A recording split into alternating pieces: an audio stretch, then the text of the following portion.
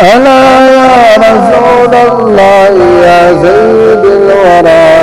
زند بلندا ينجسوس لينفدا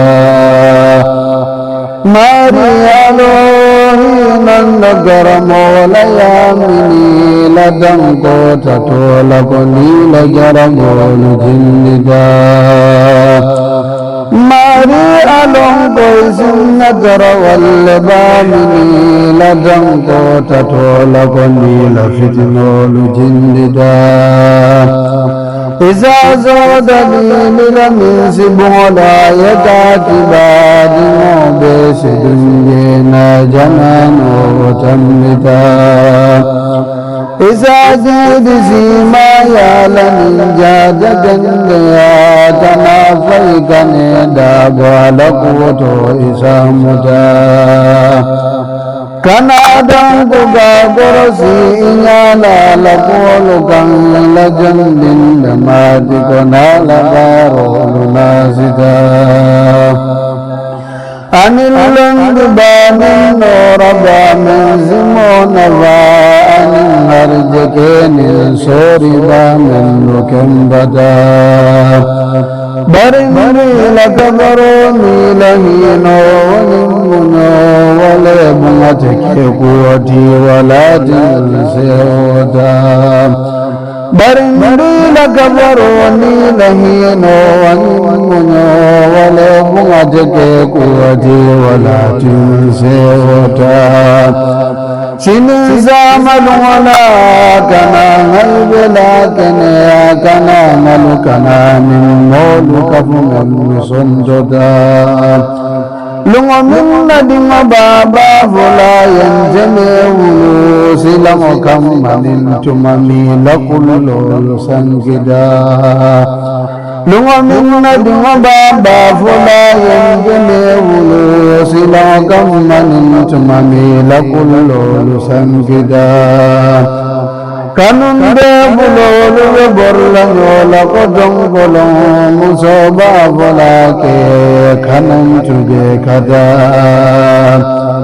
Iza dang kaje kana malun dia kana sunu kana lundi je kana tharan dia kana baja Iza dang buddha suvanam goya rabbi mansaba Iza dasiyan bikoni lagayro bunjuda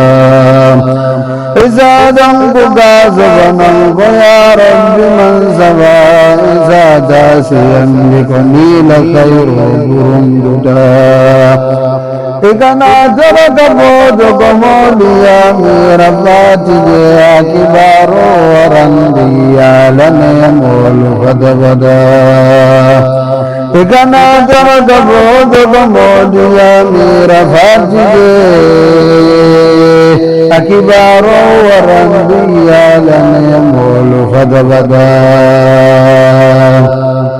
Ita min dari gana dima balun gala nyokono ala dunia dian dia la kolaya baya bata Kana la bado baika la baro fanam tabe abenya minyo jokoya kenyim adiya muda Wasambol vela bojalla amurkam wana ninatin teke ya ilahi abulumuta Wasambol vela bojalla amurkam wana ninatin teke ya ilahi abulumuta Adunna diyade isimse subangala Wamam fendale telaman sayato sukasida Ikara zambagu gana bulo bulai taboy Bulo dunga kotona kabe boy lai karamuta Ajawlu gana seo anjiwalu gana sunu Hediwalu gana kulum Zulu gana vada Ajawlu gana seo anjiwalu gana sunu Diwalu gana kulum Zulu gana vada مقل من قابك قاموسوفي مغلو كرمك موتك من سمن لك والله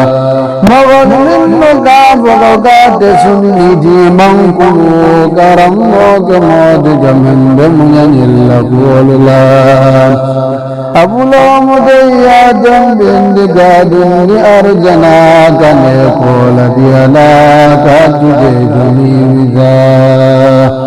أبولا مديا جنب قادم لأرجنا كان يقول ديالا كاتجدني وذا أبولا مديا جنب قادم لأرجنا كان يقول ديالا كاتجدني ألا يا رسول الله يا سيد الورى ذنب بلندا ينتسوس بهم فدا